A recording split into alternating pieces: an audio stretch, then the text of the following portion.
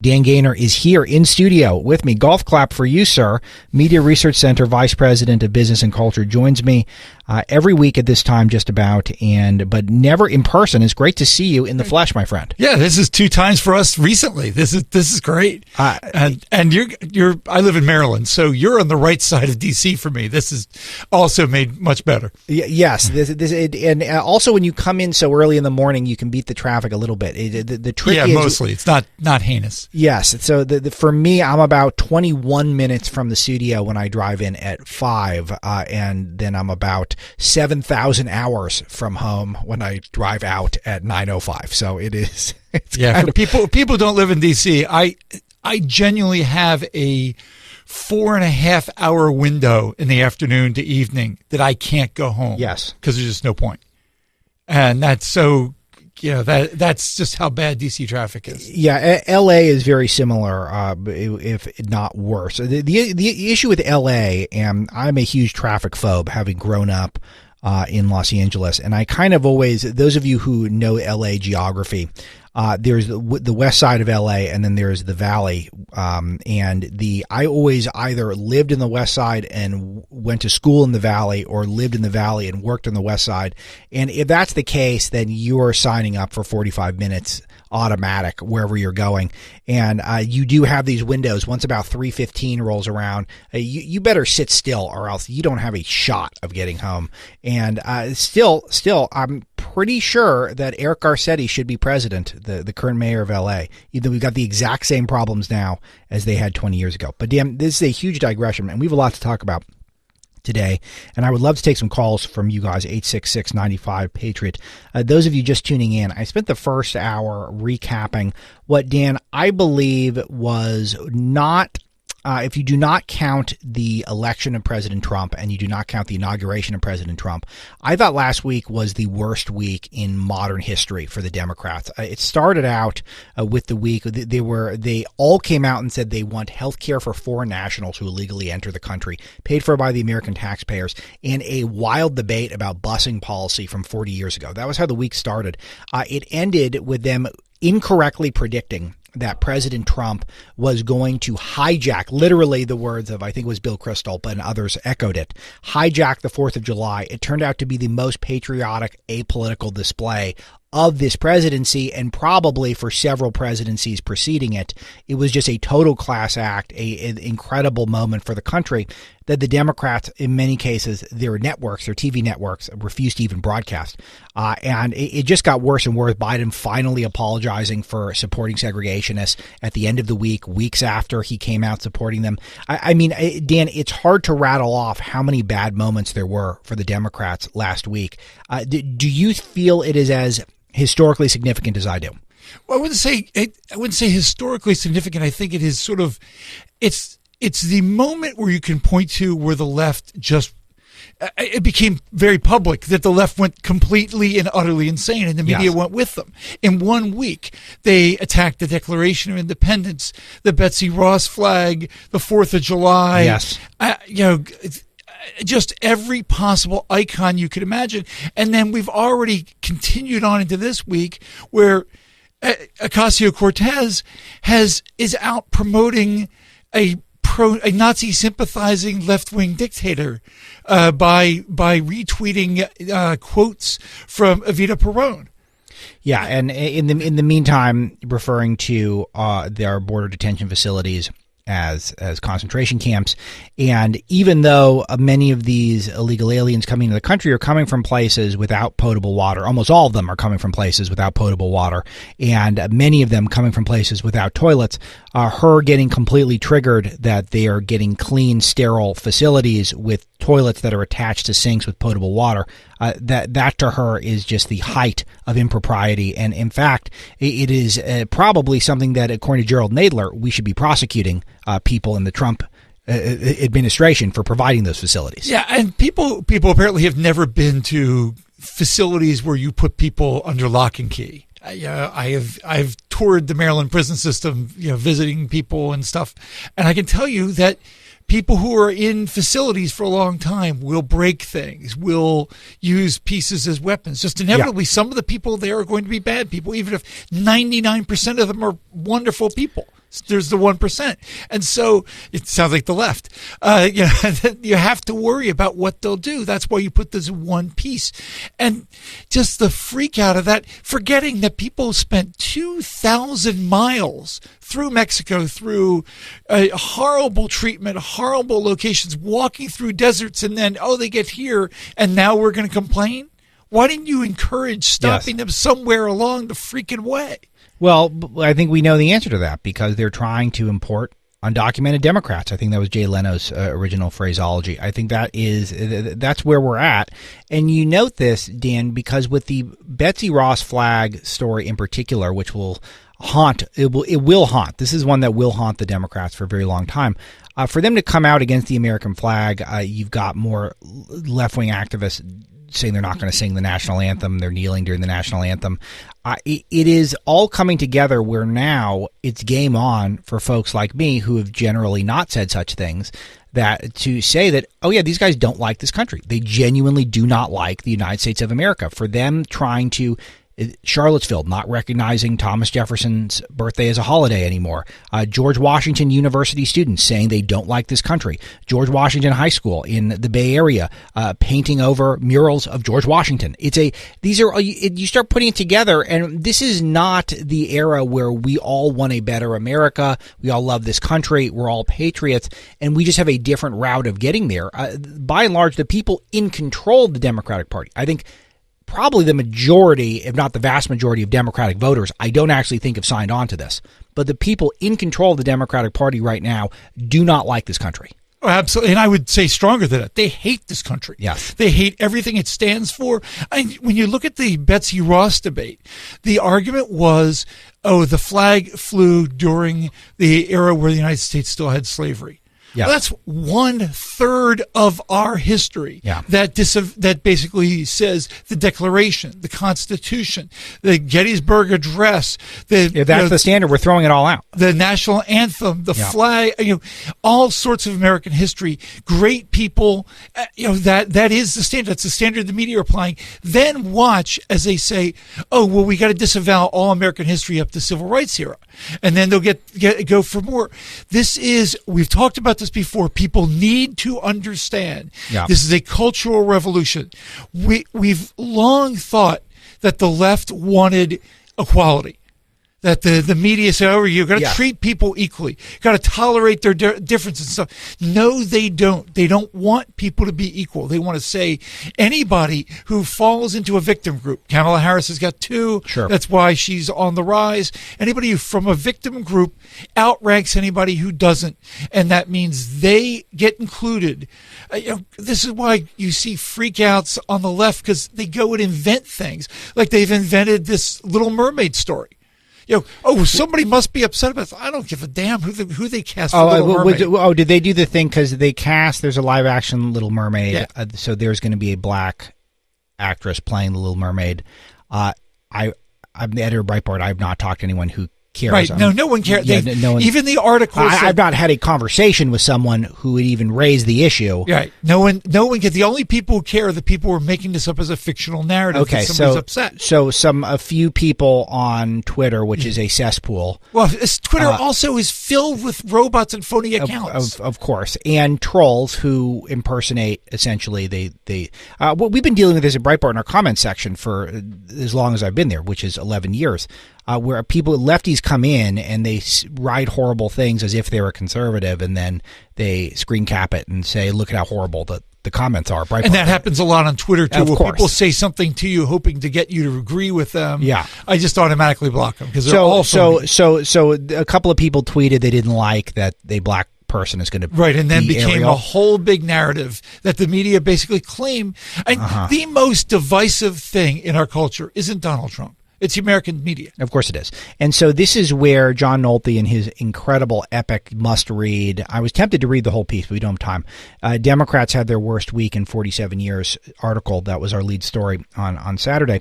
The first item he mentions, Dan, and there was a list of, I think it's 9 or 10 items long. The first item he mentions is that with the booming economy and the booming jobs market the way it is, with jobs numbers exceeding expectations, the one industry that seems to be shrinking is which one? Journalism. The fake news media. Well, I mean, and it's shrinking with good reason. Yes. And I mean, I don't want to see this happen. I loved my time in news. Yeah. But first of all, journalism for decades rejected anybody who was right of center. Sure. Just gave us the finger. Now you can look and see, pick up a copy of the Washington Post. It is the most left-wing piece of garbage you're ever going to find. It's worse than the New York Times. It is the print version of the Resistance. I do think it's worse. Yeah, yes. It's the print version of the Resistance. It is, they jam left-wing thought into every part of the paper. Sports, religion, style. You pick up the style section just from Saturday or Sunday. I lose track. You get the anti 4th of July story, and then you get you need a guide of gender terms so that you can flirt through life and deal with people who want to go by they or them. Well, that's on you. It's not on me. Yes, and this is interesting, Dan, that you bring this up, because I always think about how the left is always so consistently woke, and they don't seem, I don't think they're having a conference calls when they're deciding their woke talking points and their new shifts in standard. They just realize, look, I try to help people on the show understand the left. It's one of the things that I feel like I have some area of expertise. Growing up in LA, going to Berkeley specifically to understand the left. That was what drew me to it. And then being not masochism. That too, probably in a way, but also being at the right hand of Andrew Breitbart, who understood the left better than anyone in the modern right. And once you understand that the left considers politics the most important thing in the world. That they are, we're going to have Charles Hurton here, who's one of the most knowledgeable political guys that I know. He writes in his book specifically about how he tries to keep politics out of his family life almost entirely. The left has the exact opposite approach. Everything is political. Every single thing, you try to reduce it to its political essence first. Then everything else follows from that. And then you realize that's how we got to this point where they're trying to make moves with every little move, with the way they conduct themselves, not just the stories they select, but the language that surrounds the stories, what they focus on, what they don't focus on. It is all designed to move a political narrative first. That is their first obligation to themselves if you're on the left. And once you understand that, then everything sort of makes sense to you. Well, if you look at the right, basically the right views faith and family as sort of the founding principles that they hew to, and the left it's politics, and so the left inserts politics everything, right starts my family or my faith are more important, and those are just totally at conflict worldviews, and there is no accommodating all both of those worldviews. You got to have one a hierarchy. Side or the other wins. Right, exactly. And I do think that's exactly right. I think faith, family, oftentimes career, even oftentimes hobbies. And then a lot of people on the right, and I think there's a lot of the president's audience. It was stunning. Christina Wong went out to the Trump Confab Festival 4th of July event, and one of our reporters for Breitbart. She asked people, what did they think of the event? One of the most common responses, and this is of course going to be an overwhelmingly pro-Trump crowd, they loved how apolitical it was. They loved it, that it was apolitical. They just wanted to celebrate this country. And do you think, I would love to see if Barack Obama did a similar thing. And by the way, I now think he should have. I now hope even if a Democrat becomes the next president, they keep doing stuff like this, because it does remind you, if they can keep it apolitical, it does remind you, it was a great history lesson. It was, the president did a great job celebrating this country. And I think that any president would be wise to continue this tradition. But it was stunning to me how many Trump supporters were not interested in the politics. They were interested in how great this country was. I think that's what it was a celebration of the United States, celebration of 4th of July. We can celebrate it. Why the hell can't the media? Well, they won't even broadcast the celebration, much less ABC, celebrate. CBS, NBC, and MSNBC didn't, and CNN's was so horrible. Perfect segue, because I know, Dan, it's very tempting to just talk big picture with you, but there are some specifics in the news that we must talk about. And number one, I said that I saved this for you in particular. One of my favorites, Phil Mudd, one of the deep staters. Remember, Phil Mudd is the guy who got bench pressed by Paris Denard, and then Paris Denard, Paris Denard beat Phil Mudd's butt so bad that Phil Mudd had to get Paris Denard fired. I actually don't know if Phil Mudd got him fired. But I predicted once that clip surfaced, which we highlighted at Breitbart about 4 days after it happened, and then the president tweeted our version of it. I think it was our version, I'm pretty sure, and complimented Paris Denard, and then Paris Denard got fired. I predicted that right away. There's no way you could have a Trump supporter this able on his feet and be allowed on CNN. And Phil Mudd yelling at a black man, "Get out," literally "get out" on live TV. But he's still there. Paris Denard's not, so it shows you the mindset of Jeff Zucker. Here is the clip about the president's 4th of July speech. Mr. Paul, go ahead. I do want to get Phil Mudd's perspective on what we just saw. Phil? I hated it. At a personal level, I hated it more. Let me tell you something. When we're in the midst of July 4th after 9/11, when I was at the CIA, I thought we were celebrating the defense of ideals, the right to live free and fair, the right to live according to those documents that our founding fathers established, the right of every person, every citizen in this country to pretend like they can be president, the right to have economic opportunity. I didn't realize we were fighting for the chance to pay for guns, for weapons. I did national security. I thought this was about ideals, and now we've made it about the military. Okay, so sorry, I don't want to get too carried away here. So first of all, he leads with the emotions, which is, I think, very revealing. I don't think that's atypical, Dan, but he leads with "I hated it." So he doesn't start out with a "here is my sober analysis." He, off the bat, he goes, "Here is my feelings. Here's Phil Mudd's feels." Well, but by that time, this the most ridiculous coverage of an event that you'll ever see, even of the inauguration. Yeah. And Phil Mudd doing his, "I'm Grandpa Simpson, those clouds." For people who spend time on the internet, they'll get that. If you don't, just Google it. They'll allow. They won't allow Breitbart, but they'll allow the Grandpa Simpson meme. He sounds like an idiot only because everybody else on that show sounded like an idiot before him, and he's got to live up to it. They're criticizing the writing, Ryan Lizza, this seems, somebody who's a writer, this. No one cares. Shut up. And then April Ryan, it's Schoolhouse Rock. Well, when she said Schoolhouse Rock, then we got to copy Schoolhouse Rock. And somebody says 7th or 8th grade writing. Oh, we got to copy that.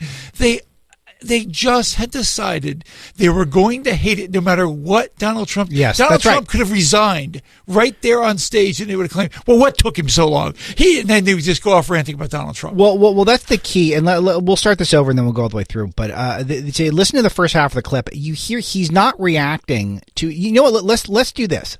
Let's do an example, Paul. Pick your. We have a bunch of clips pulled aside from the president. Let's pick, give me your second favorite. Last hour, we played the president praising our army and praising our founding fathers. Paul, pick another one. Tell me what you're going to pick here, and then we'll play Phil Mudd's reaction. So which one are we doing here? It was Airman Chuck Yeager. This is the Air Force. Who first broke the sound barrier. It was airmen like Gus Grissom and Buzz Aldrin who traded their Sabre jets for rockets to the stars. And it is our incredible airmen today who wield the most powerful weapon systems on the planet Earth. For over 65 years, no enemy air force has managed to kill a single American soldier because the skies belong to the United States of America.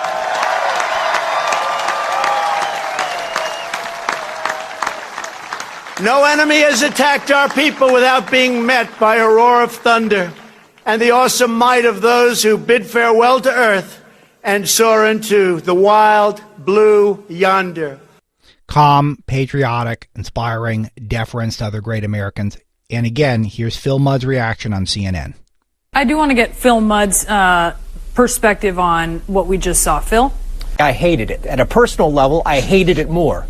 Let me tell you something. When we're in the midst of July 4th after 9/11, when I was at the CIA, I thought we were celebrating the defense of ideals, the right to live free and fair, the right to live according to those documents that our founding fathers established, the right of every person, every citizen in this country to pretend like they can be president, the right to have economic opportunity. I didn't realize we were fighting for the chance to pay for guns, for weapons. I did national security. I thought this was about ideals, and now we've made it about the military. That's not what the Founding Fathers gave us. They gave us the gift of ideals. At a personal level, excuse me, but now we have the Super Bowl is invaded by politics. Players are kneeling. The Women's World Cup is invaded by politics, a dispute about whether women go to the White House. We have a stupid dispute of politics this week about whether Nike puts a flag on a shoe. Can we actually have a day with hamburgers, hot dogs, and a few beers without a politician? Please, one day. And now we can't, because now we got politicians saying, let's celebrate guns and aircrafts and forget about the Founding Fathers who talked about being cautious with a standing military. All right, Dan, your reaction. He's just completely lost his mind. If you listen to that speech, Donald Trump is celebrating America, celebrating our military because our military keeps us safe. We have holidays that honor our veterans. We have Memorial Day that honors the fallen, people who died fighting for this country. We don't generally celebrate the people, the military or our first responders. I come from a first responder family. I know this. It's generally they get ignored. So we go and honor them. And Phil Mudd thinks it's the end of times. Look, just shut up. Almost everything he was complaining there, he was complaining about liberals doing stuff, and he's blaming Trump for it. Hey, World Cup. Donald Trump's not the reason why the World Cup's political. Yes. Yes. Well, this is where I thought it was kind of confusing here, because I actually agree with a fair bit of it, that I wish the politics were out of sports, but there was virtually no politics in the president's speech. It was as apolitical as a speech by a politician can get. Right. If you really want to make the claim that is political, the inclusion of Betsy Ross, you could say, is political, but for 99.99% of American history, including Betsy Ross, wouldn't have been freaking political. Right. So, and then he says, can't we just have a day with hot dogs and beer? I don't know if that's the point of Independence Day. And I've been a big critic of how we put all of our holidays on Mondays, because it ends up being a day to sleep in and drink beer and eat hot dogs. I like all of those things, and sometimes on the same day, but that's not really why we have holidays. We're supposed to have holidays. We're supposed to be commemorating something, remembering something. And the president gave a stirring history lecture, essentially, about our country that was no doubt researched by a staff of really capable, smart people. Complete with demonstrations, with flyovers, stealth bombers going over our Capitol. It was so patriotic and wonderful and positive. And for his reaction to be hated on a personal level because of the Nike Betsy Ross flag and people kneeling, and we should be just eating a hot dog. This guy, he is nuts. You said he's lost his mind. That was my reaction too, is he's not a clear thinker, but that's not the standard to get on CNN, is thinking clearly. The standard is, can you emote against the president? And Phil Mudd can do that with the best of them. Well, basically, can you emote to any set of facts and turn it against Donald Trump? So it literally doesn't matter the weather, just a TV show that has nothing to do with Trump. If you turn it against Trump and say, oh, that's an anti-Trump narrative, and then just start ranting like a lunatic, well, then, yes, that you've got a career at CNN. A lot of the conversation this show thus far has been the Democrats seemingly in the last week to officially just come clean and just basically say that we're not fans of this country, that it needs to be fundamentally transformed, and it is, as Barack Obama said, and we don't like our heritage, we don't like our history, and we are out to alter America at a fundamental level, and they're openly embracing it. It's not about police brutality. They don't like this flag. They don't like this country, and that's been a lot of the focus today. And we've got, let's see here, I've got, Dan, I want to bring up, I've got a clip here of Joy Reid on MSNBC's AM Joy. Now, and I have this debate internally every week on the show. What is the most ironically named show on television? Is it AM Joy or is it Reliable Sources? It's Reliable Sources. So I'm with you, but it's very close. Here is Joy Reid, who I played a clip of her last week saying something similar, and then now she's doubling down on this, that Trump wants to torture immigrants because that's what his base wants. Go ahead, Paul. Yeah, the dehumanization of these folks, it did remind me, Chris Hayes put up a posting. It brings back sort of the memories of the way people treated others during the, invasion of Iraq. Like the sense of these aren't even people, or in our own past, the way that people were able to treat others, whether it's from enslavement on, that they're just not people, so we don't have to think of them as human beings. But I mean, I think I quote you every week, Adam, the cruelty is the point. Like, that's why they're doing it, right? I mean, his base wants to see this, and so he's showing them that he can dehumanize them. Isn't that message coming from the White House? That essentially you don't have to treat these people like human beings. Who cares? I do think the message is coming from the White House that these people are not real human beings and you don't have to treat them properly. Yeah, who was that who was saying that they're not really? Yeah, I can't remember. Yeah. Paul, look that up because that's almost as good as the Joy Reid, Mr. Gainor. Well, first of all, besides the macro point, I'll get back to that in a second. If you notice how emphasis about how people were mistreated in our past. Notice it's not like the entire human race's past, because you can basically walk around the world and stop in every country in the world and find how people were dehumanized, how slavery existed, how people were abused because of their religion or because they were tall or light-skinned, dark-skinned, doesn't matter, some reason or another. People were abused. But the left's narrative is only America did bad things. Yes. And so every example becomes more proof. Oh, well, we dehumanize people.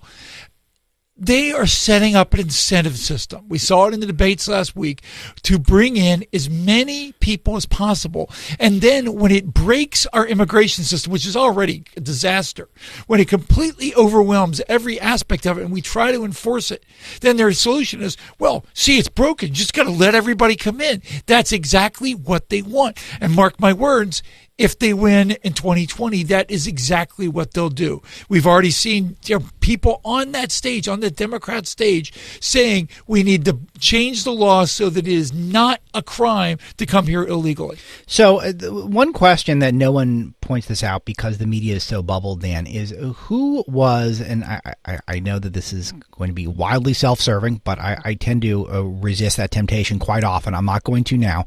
Who was the website or who were the individuals, who were the people who broke the story of the humanitarian crisis at our border? And when did that happen? I think, wasn't it 2014? It was 2014, and it was Brandon Darby, Alex Marlow, Steve Bannon, Breitbart News. We broke this story. That was who was there. Larry Solov, our team at Breitbart News. We broke the story of the humanitarian crisis under Barack Obama. And here's the thing, not everyone ignored it. Drudge didn't. Huffington Post didn't. Right. It was out there. People were aware. There were the cages. There were the Mylar blankets. There was Jay Johnson walking around amongst the cages. Jay spelled J-E-H, one of the greatest curiosities ever, other than Kirsten Nielsen with the random J in it, and why you'd spell J-E-H. Just an important digression. We broke that story, and we reported on it round the clock for years, and all of a sudden it became an issue when it became a political cudgel to beat Donald Trump and his supporters. The fact that she is suggesting that Joy Reid, that it is the Trump base, and what could be more representative of the Trump base than Breitbart News? We want to see these people treated cruelly. We like the cruelty. We broke the story saying that there's inhuman conditions associated with this border crisis to begin with when Obama was president, and Joy Reid and all her colleagues at NBC News were too busy focusing on a bunch of crap. If you look at because we're going to get to the Epstein story in just a little bit. If you look at the Epstein story, they are immediately crediting Miami Herald and say, oh, well, this is the result of one news organization's what they did. And they don't want to ever. So the media believe in crediting liberal or traditional media sources and never crediting the right on anything. Anything we do, it becomes like the Ilhan Omar story in the Washington Post over the weekend, where any conservative criticizing her or questioning her credentials or her clearly questionable or possibly wildly illegal tax filings and stuff like that. Oh, well, you're just using that as a cudgel to go after her. That's how they, instead of saying, hey, we don't like Breitbart, but look, they did this story, and they need to get the credit for it. They just cannot bring themselves to giving you guys credit. Even the ones who know, and there's a few people, I know Jake Tapper knows, and he doesn't have Brandon Darby on his show to say, hey, Brandon, you're the expert on this. Because he wouldn't be allowed. He probably wouldn't be allowed. It's probably true. He probably would not be allowed, but he knows. People know. I mean, the people who actually cared know who broke this story, and the fact that we focused on the humanitarian element. And we've always thought that people should be treated with dignity and with respect. By the way, the drinking from the toilets, part of this is we are affording a certain level of dignity. The potable water, the sterile, clean facilities, that's the goal. And by the way, the Democrats won't fund more resources down there because they like it. They like the fact that they can use they have this political tool. And I don't think they actually want people treated horribly, but it's all secondary to the political tool that this open border has become for them. Well, that's always the case for them. If you go back to Monica Lewinsky with Bill Clinton, if Monica Lewinsky and Bill Clinton had been an assistant and a CEO anywhere in America, now and every other women's group would have been after them and said, oh, he must resign. But because Bill Clinton was on their team, they were willing to throw Monica under the bus. It's just how they always view the world. A certain number of people are acceptable casualties. Right. So, Dan, you referenced the Jeffrey Epstein story. This is a huge deal, and we're going to have Mike Cernovich on tomorrow, so we'll do more details on it. But this was very exciting news. He got arrested over the weekend. Dan, give us some of the details here. Well, I mean, it's interesting. First off, who was he? This has been a long saga. This massive billionaire who's been accused and I believe convicted, at least in one case, of basically. I guess trafficking young women, underage girls, I guess is probably the more appropriate term.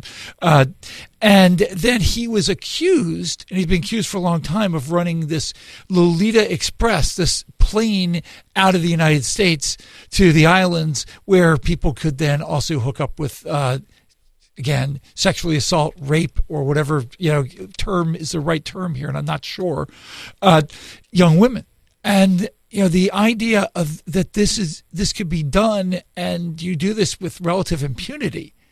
He ended up getting, I think, a deal from, I guess, the Obama Justice Department that was seemed to be a pretty nice deal. And now he's being charged again under the Trump Justice Department.